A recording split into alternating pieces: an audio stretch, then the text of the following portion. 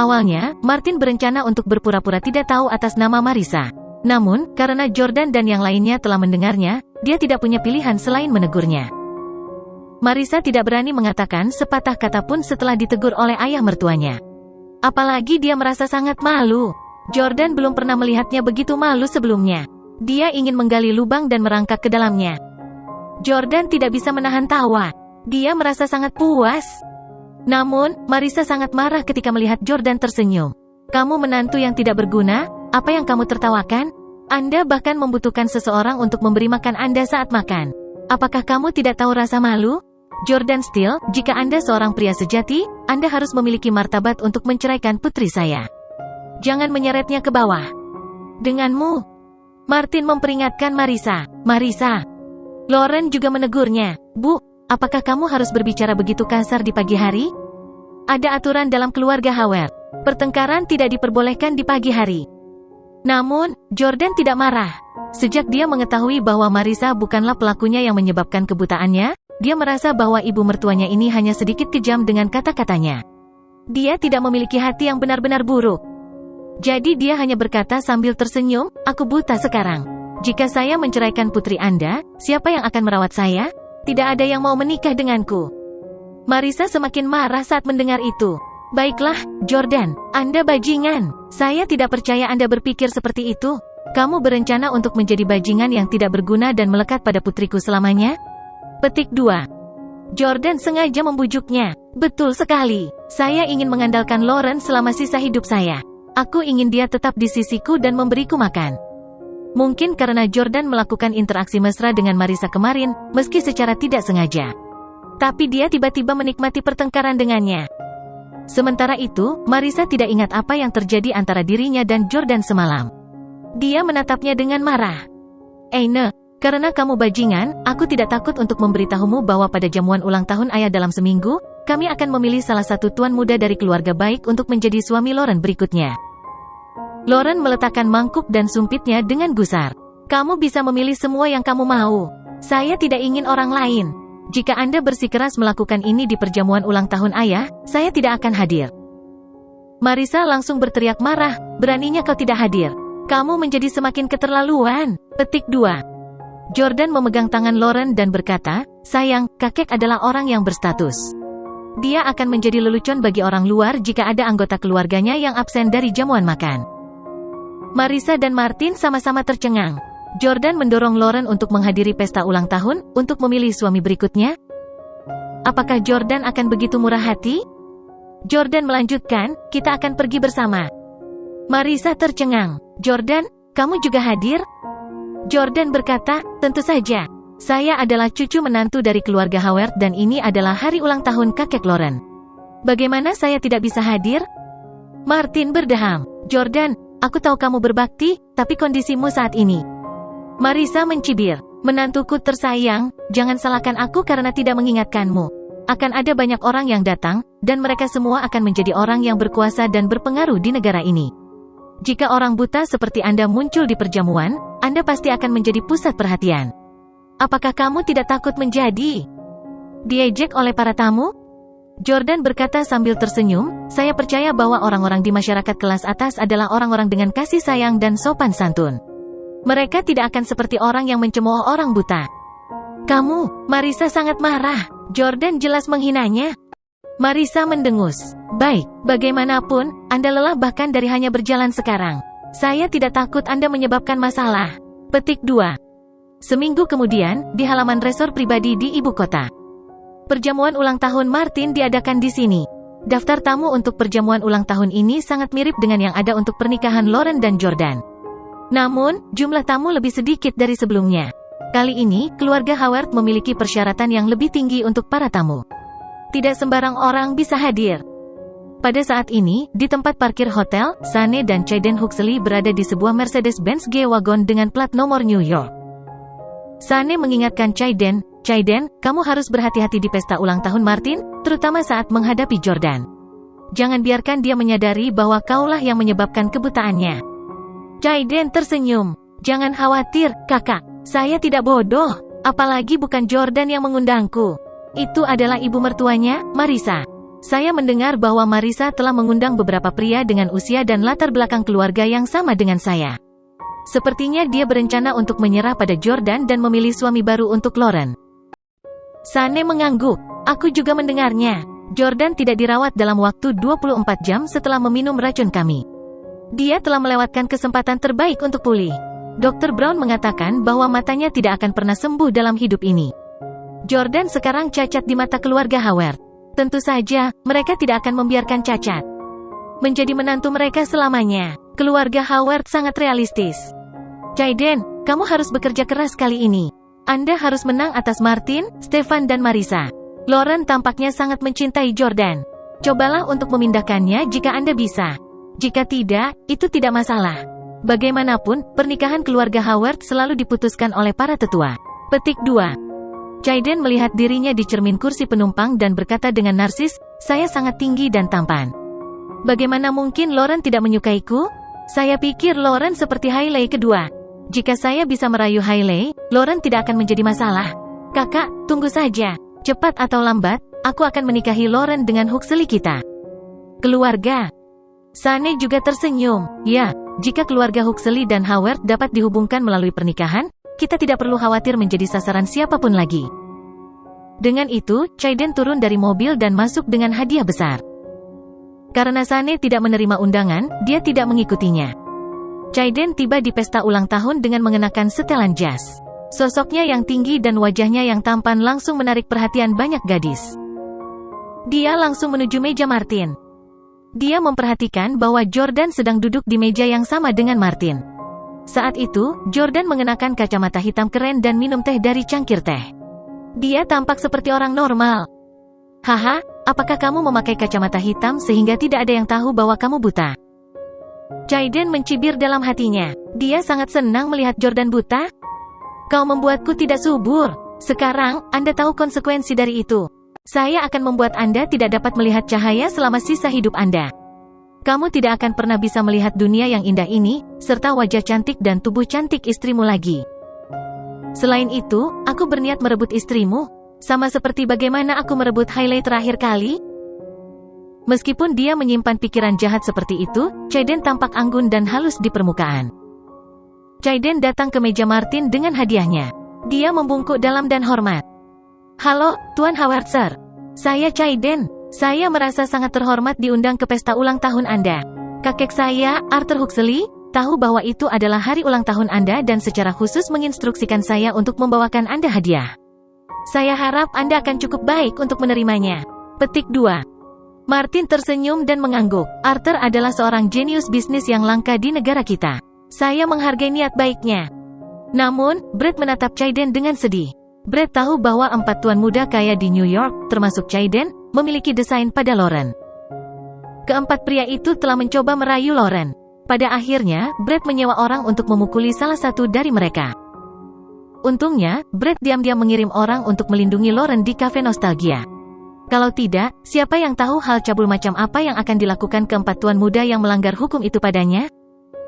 Brett melirik hadiah Jaden. Itu dibungkus dengan kemasan yang meriah, tetapi dia tidak tahu apa yang ada di dalamnya. Brett bertanya, Jaden, hadiah apa itu? Kenapa terlihat seperti batu bata? Dari cara Jaden memegang hadiah itu dengan kedua tangannya, Brett tahu bahwa itu pasti sangat berat. Sebelum Jaden bisa menjelaskan, Brett menyambar hadiah itu.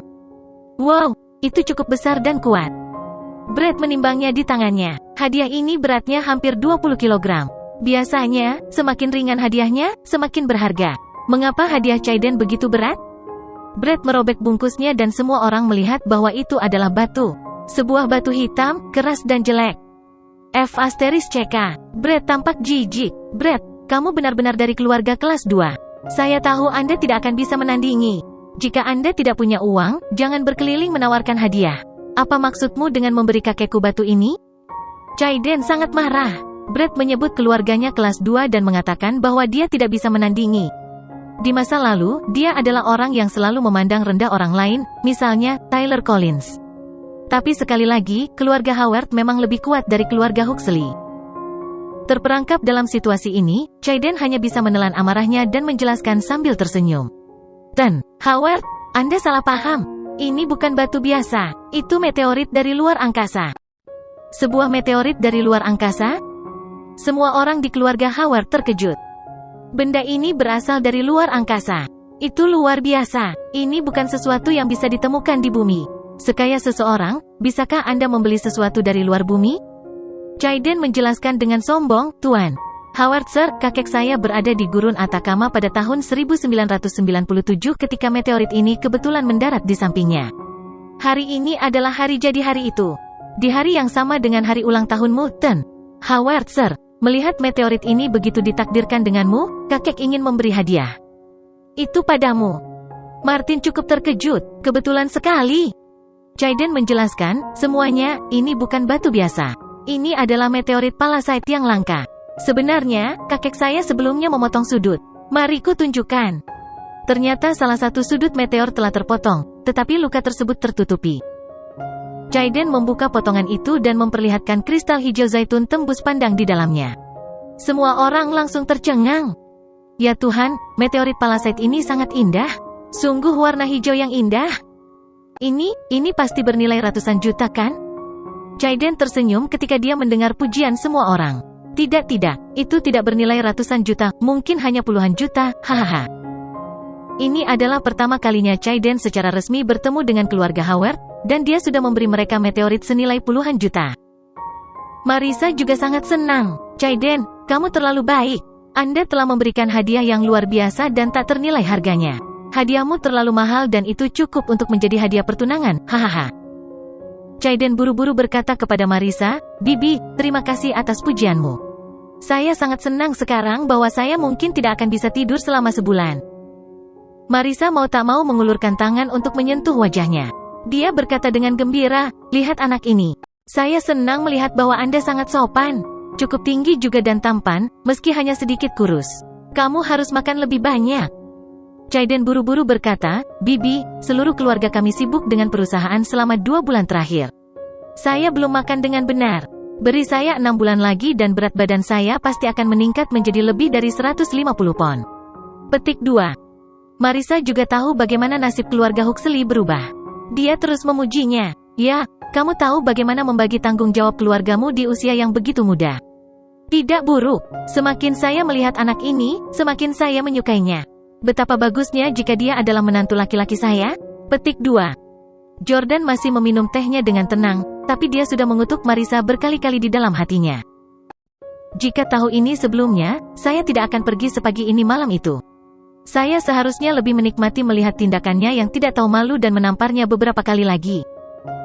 Marisa mengatakan bahwa dia berharap Chayden akan menjadi menantunya tepat di depan Jordan. Dia memperlakukannya seperti orang tuli? Jordan hanya buta, tidak tuli? Chayden benar-benar memberikan hadiah yang begitu berharga dan istimewa. Sepertinya anak ini benar-benar ingin merebut Lauren dariku. Anda punya nyali. Anda merebut Hailey dari saya terakhir kali dan dipukuli dengan sangat menyedihkan oleh saya. Tapi sekarang, kamu masih berani merebut wanitaku lagi. Martin menerima hadiah itu dengan puas. Chayden, aku sangat menyukai hadiahmu. Terima kasih kakekmu untukku. Sama-sama, Tuan Howard Sir. Setelah Chayden menyapa Martin, Marisa dan Stefan, dia menatap Lauren. Ini adalah kedua kalinya mereka bertemu. Pertama kali di Lawrence Cafe Nostalgia. Setelah pertemuan pertama itu, Chayden sangat frustrasi sehingga dia ingin menghancurkan sesuatu. Lauren memiliki semua yang dimiliki Hailey. Selain itu, latar belakang keluarga Lauren beberapa tingkat lebih tinggi dari Hailey. Saat itu, Chayden sudah menyesali perbuatannya. Jika dia tahu bahwa dia akan bertemu Lauren suatu hari nanti, dia tidak akan pernah menikahi seorang wanita dari keluarga kelas 3 seperti itu. Miss Lauren. Chayden tersenyum dan menyapa Lauren. Jantungnya berdebar gugup. Seorang playboy seperti dia telah menggoda wanita cantik yang tak terhitung jumlahnya. Namun, dia sangat bersemangat untuk bertemu dengan kecantikan peri seperti Lauren. Selain itu, dia memiliki latar belakang yang tidak terjangkau. Lauren mengangguk padanya dengan sopan dan tidak mengatakan apa-apa. Chayden menatapnya dengan linglung, ingin memuji kecantikannya. Namun, Jordan ada di sana. Dia tidak berani. Jordan masih merupakan ancaman kuat bagi Chayden. Chayden akhirnya menatap Jordan. Adegan yang tak terhitung jumlahnya dari pertemuan mereka sebelumnya melintas di benaknya. Perlahan, dia membuka mulutnya untuk berbicara. Chaiden memandang Jordan dan menyapanya dengan ramah dengan senyum di wajahnya. Jordan, sudah lama kita tidak bertemu dan kau masih sekeren biasanya. Dengan nuansa itu, Anda terlihat seperti seorang selebriti. Betapa lembutnya.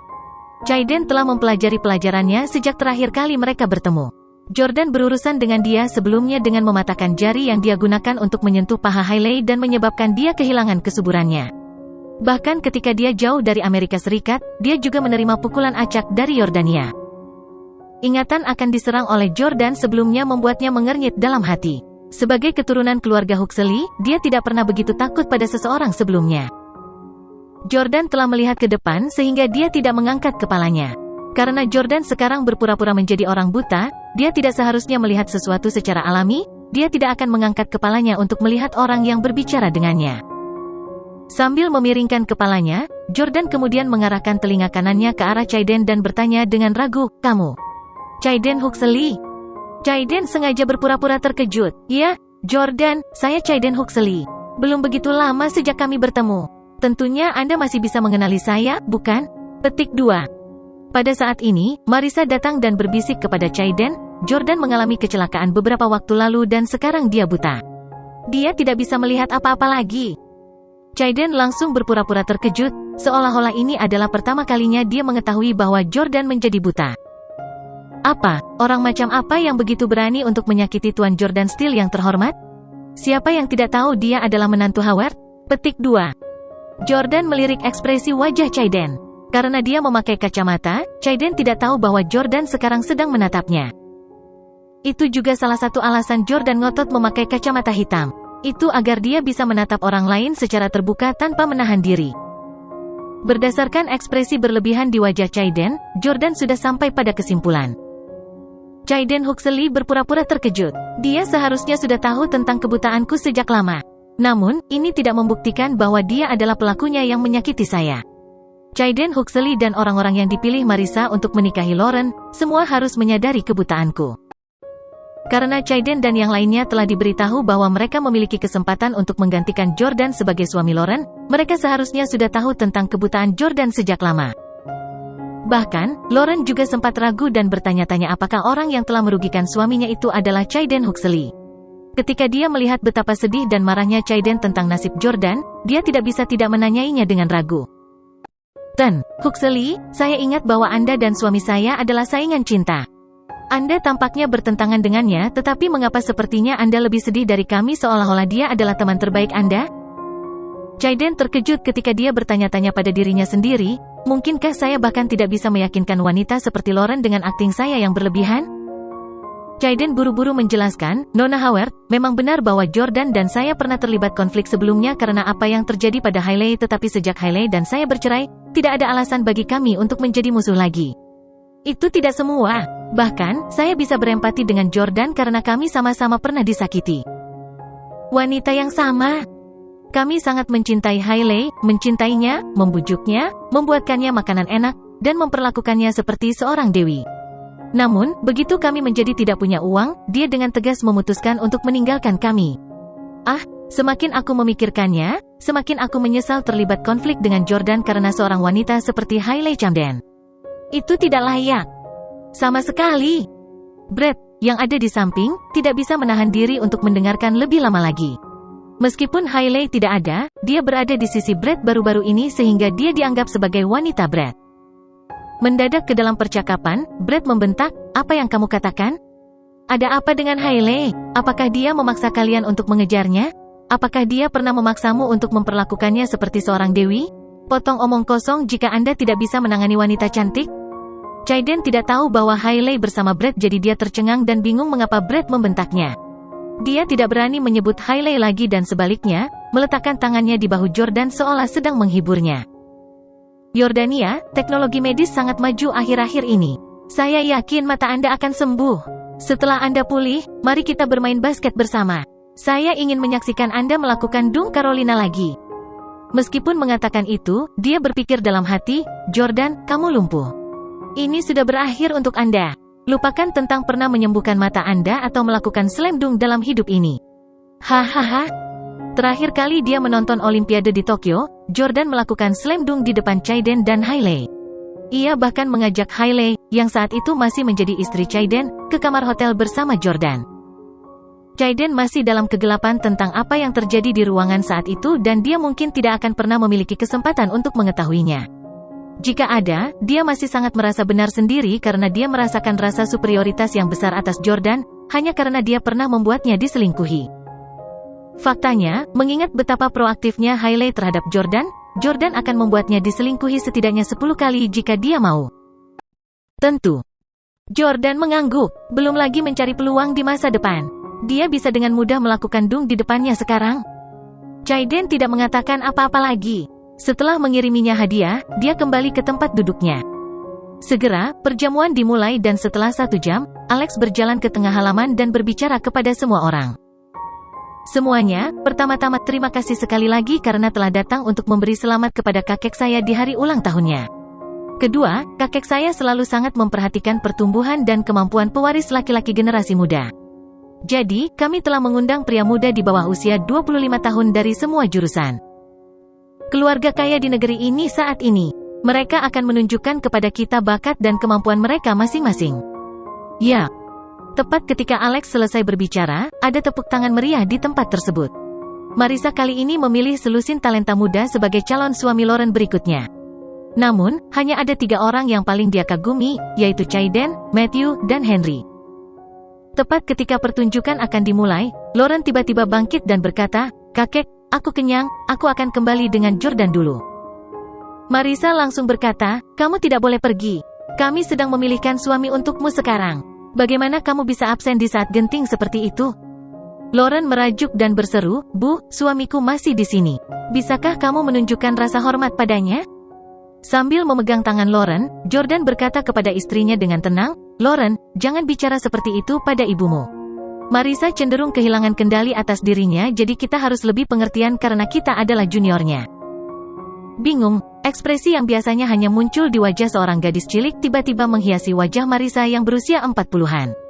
Dia sangat marah sehingga dia mulai berbicara dengan tidak jelas. "Kamu, siapa yang kamu katakan cenderung kehilangan kendali atas dirinya sendiri? Apa maksud Anda?" Stefan, yang berada di meja yang sama dengan waktu, juga bertanya dengan rasa ingin tahu, "Jordan, apakah Marisa memukulmu lagi?"